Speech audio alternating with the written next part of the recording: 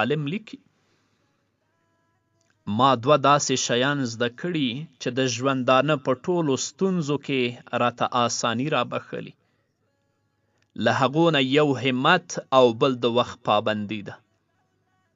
د دغو دواړو شیانو په کارولو سره له لویې نه لویه ستونزه آسانیږي او د ژوند په هر پړاو کې دغه دواړه شیان آزمول شوي دي. د ژوند په هر پړاو کې دغه دواړه شیان یعنی همت او د وخت پابندي امتحان شوي دي. نو فکر وکړئ درنو اوریدونکو او د الله رب العزت په شته نعمتونو باندې شکر وباسئ. که تاسې د الله تعالی درکړو نعمتونو ته ځیر شئ نو ځان به د الله تعالی په بېشمېره نعمتونو کې له سر نه تر پښو پورې ډوب ومومئ. لکه چې الله رب العزت فرمای ان تعدوا نعمت الله لا تحصوها ان الله لغفور رحیم.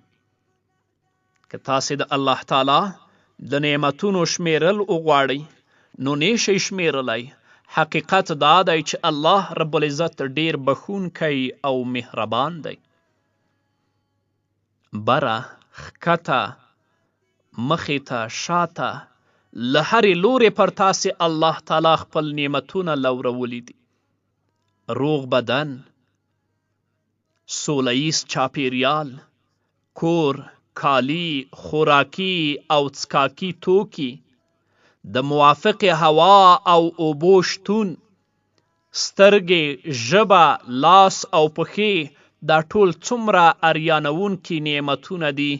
یعنی له تا سره ټوله دنیا او ټوله نړۍ شته خو پرې نه پوهیږي.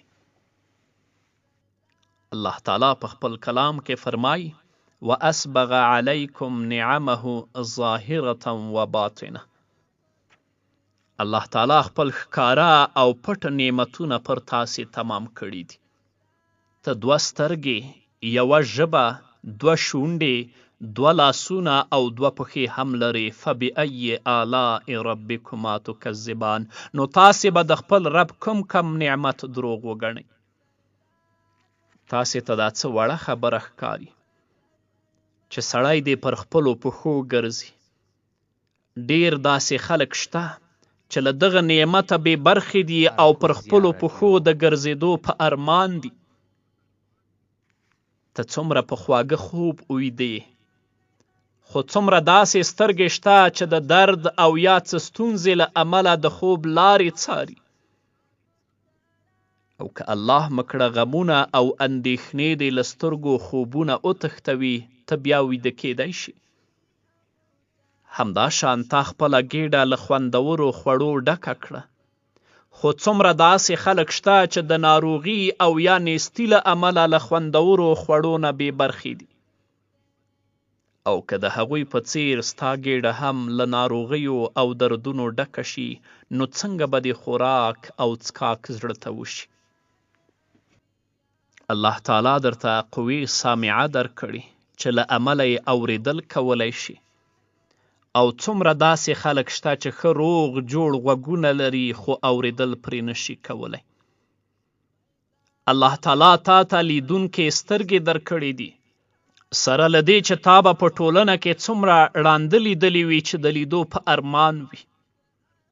دې ته فکر وکړه چې اورېدل کولی شي، کوڼ نه یې، لیدل کولی شي، ړوند نه یې، په بدن روغ یې، کنډم نه یې.